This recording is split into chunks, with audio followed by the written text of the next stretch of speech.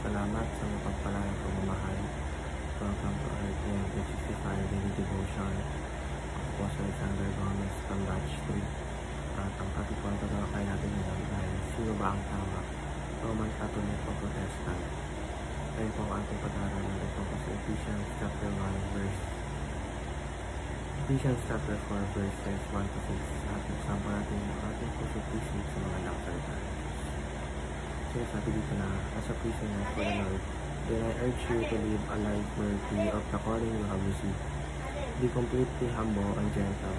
Be patient, bearing with one another in love, making every effort to keep the unity of the Spirit through the bond of peace. There is one body and one Spirit, just as you were called to one hope when you were called. One Lord, one faith, one baptism, one God and Father of all, who is over all and through all in all. Teaching number 1. Religious people tend to forget love and grace.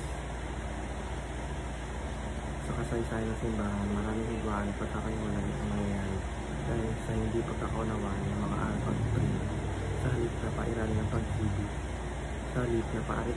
ng pag-ibig, habagat kapakumbabaan, nauna ang pagiging mga pagtalo at pagpanghusga.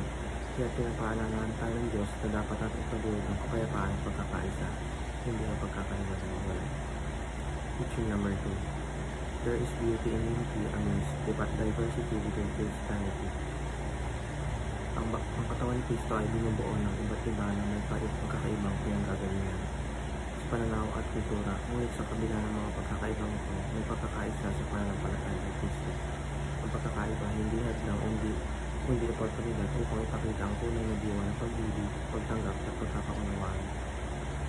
Teaching number 3. The Church must preserve the essentials of the faith through the ages.